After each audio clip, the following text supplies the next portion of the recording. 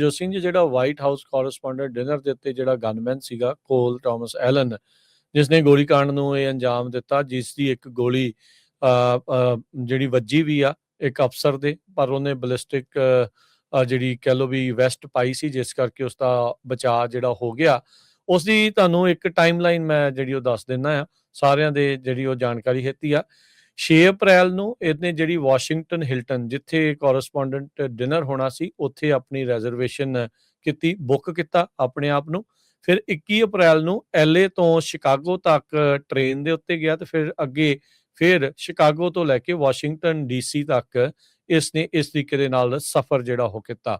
ਫਿਰ 24 ਅਪ੍ਰੈਲ ਨੂੰ ਇਹ ਵਾਸ਼ਿੰਗਟਨ DC ਦੇ ਵਿੱਚ ਤਕਰੀਬਨ ਕਹਿੰਦੇ ਵੀ ਦੁਪਹਿਰੇ 1 ਵਜੇ ਜਿਹੜਾ ਪਹੁੰਚਿਆ, ਤੇ ਫਿਰ ਚੈੱਕ ਇਨ ਕਰ ਲਿਆ ਇਸਨੇ ਉਸੇ ਹੀ ਹੋਟਲ ਦੇ ਵਿੱਚ। 25 ਤਰੀਕ ਦਾ ਹੀ ਉਹ ਦਿਨ ਸੀਗਾ, ਸ਼ਾਮ ਦਾ ਉਹ ਵਕਤ ਸੀਗਾ 8:40, ਜਦ ਸਿਕਿਉਰਿਟੀ ਚੈੱਕ ਪੁਆਇੰਟ ਜਿੱਧਰੋਂ ਦੀ ਉਹ ਐਂਟਰ ਹੁੰਦੇ ਆ ਉਸ ਹੋਟਲ ਦੇ ਵਿੱਚ, ਜਿੱਥੇ ਮੈਟਲ ਡਿਟੈਕਟਰ ਲੱਗੇ ਸੀ, ਉਧਰੋਂ ਦੀ ਭੱਜ ਕੇ ਵਿੱਚ ਦੀ ਵੜਨ ਦੀ ਇਹਨੇ ਕੋਸ਼ਿਸ਼ ਕੀਤੀ, ਤੇ ਉਸੇ ਮਿੰਟ ਦੇ ਵਿੱਚ ਅਗਲੇ ਹੀ ਕੁਝ ਸਕਿੰਟਾਂ ਦੇ ਵਿੱਚ ਜਿਹੜੇ US ਸੀਕ੍ਰੇਟ ਸਰਵਿਸ ਪਰਸਨਲ ਆ, ਜਿਹੜੇ ਕਿ ਚੈੱਕ ਪੁਆਇੰਟ ਦੇ ਉੱਤੇ ਸੀ, ਉਹਨਾਂ ਨੂੰ ਇੱਕ ਗੋਲੀ ਦੀ ਜਿਹੜੀ ਉਹ ਆਵਾਜ਼ ਸੁਣਦੀ ਆ, ਜੋ ਕਿ ਇੱਕ ਆਫਿਸਰ ਦੇ ਕਹਿੰਦੇ ਵੀ ਚੈਸਟ ਦੇ ਵਿੱਚ ਲੱਗਦੀ ਆ, ਪਰ ਬਲਿਸਟਿਕ ਵੈਸਟ ਪਾਈ ਹੋਣ ਕਰਕੇ ਉਸ ਦਾ ਬਚਾਅ ਹੋ ਜਾਂਦਾ। ਪਰ ਨਾਲ ਦੇ ਨਾਲ ਹੀ ਉਹਨੇ ਦੂਜੇ ਐਲਨ ਦੇ ਉੱਤੇ ਗੋਲੀ ਜਿਹੜੀ ਉਹ ਚਲਾਈ, ਉਹਦੇ ਗੋਲੀ ਤਾਂ ਜਿਹੜੀ ਉਹ ਨਹੀਂ ਲੱਗੀ, ਪਰ ਉਹ ਨਾਲ ਦੇ ਨਾਲ ਹੀ ਉੱਥੇ ਡਿੱਗ ਪਿਆ, ਤੇ ਜਿਹੜਾ ਕੋਲ ਐਲਨ ਆ ਉਸ ਨੂੰ ਉੱਥੇ ਹੀ ਗ੍ਰਿਫਤਾਰ ਕਰ ਲਿਆ ਗਿਆ। ਸੋ ਇਹ ਜਿਹੜੇ WHCD ਵਾਈਟ ਹਾਊਸ ਕੋਰਸਪੋਂਡੈਂਟਸ ਡਿਨਰ, ਉਹਦੇ ਵਿੱਚ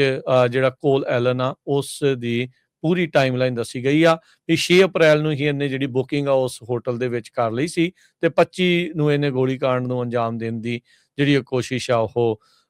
ਜਿਹੜੀ ਉਹ ਕੀਤੀ, ਤੇ ਸ਼ੁਕਰ ਆ ਵੀ ਇਹ ਨਾਕਾਮਯਾਬ ਹੀ ਇਸ ਦੇ ਵਿੱਚ ਰਿਹਾ ਆ। ਜੋ ਸਿੰਘ ਜੀ ਜਿਹੜਾ ਵਾਈਟ ਹਾਊਸ ਕੋਰਸਪੋਂਡੈਂਟ ਡਿਨਰ ਦੇ ਉੱਤੇ ਜਿਹੜਾ ਗਨਮੈਨ ਸੀਗਾ ਕੋਲ ਥਾਮਸ ਐਲਨ, ਜਿਸਨੇ ਗੋਲੀकांड ਨੂੰ ਇਹ ਅੰਜਾਮ ਦਿੱਤਾ, ਜਿਸ ਦੀ ਇੱਕ ਗੋਲੀ ਜਿਹੜੀ ਵੱਜੀ ਵੀ ਆ ਇੱਕ ਅਫਸਰ ਦੇ, ਪਰ ਉਹਨੇ ਬਲਿਸਟਿਕ ਜਿਹੜੀ ਕਹਿ ਲਓ ਵੀ ਵੈਸਟ ਪਾਈ ਸੀ, ਜਿਸ ਕਰਕੇ ਉਸ ਦਾ ਬਚਾਅ ਜਿਹੜਾ ਹੋ ਗਿਆ। ਉਸ ਦੀ ਤੁਹਾਨੂੰ ਇੱਕ ਟਾਈਮਲਾਈਨ ਮੈਂ ਜਿਹੜੀ ਉਹ ਦੱਸ ਦਿੰਦਾ ਆ, ਸਾਰਿਆਂ ਦੇ ਜਿਹੜੀ ਉਹ ਜਾਣਕਾਰੀ ਹੈਤੀ ਆ। 6 ਅਪ੍ਰੈਲ ਨੂੰ ਇਹਨੇ ਜਿਹੜੀ ਵਾਸ਼ਿੰਗਟਨ ਹਿਲਟਨ, ਜਿੱਥੇ ਕੋਰਸਪੋਂਡੈਂਟ ਡਿਨਰ ਹੋਣਾ ਸੀ, ਉੱਥੇ ਆਪਣੀ ਰਿਜ਼ਰਵੇਸ਼ਨ ਕੀਤੀ, ਬੁੱਕ ਕੀਤਾ ਆਪਣੇ ਆਪ ਨੂੰ। ਫਿਰ 21 ਅਪ੍ਰੈਲ ਨੂੰ LA ਤੋਂ ਸ਼ਿਕਾਗੋ ਤੱਕ ਟ੍ਰੇਨ ਦੇ ਉੱਤੇ ਗਿਆ, ਤੇ ਫਿਰ ਅੱਗੇ ਫਿਰ ਸ਼ਿਕਾਗੋ ਤੋਂ ਲੈ ਕੇ ਵਾਸ਼ਿੰਗਟਨ DC ਤੱਕ ਇਸਨੇ ਇਸ ਤਰੀਕੇ ਦੇ ਨਾਲ ਸਫ਼ਰ ਜਿਹੜਾ ਉਹ ਕੀਤਾ।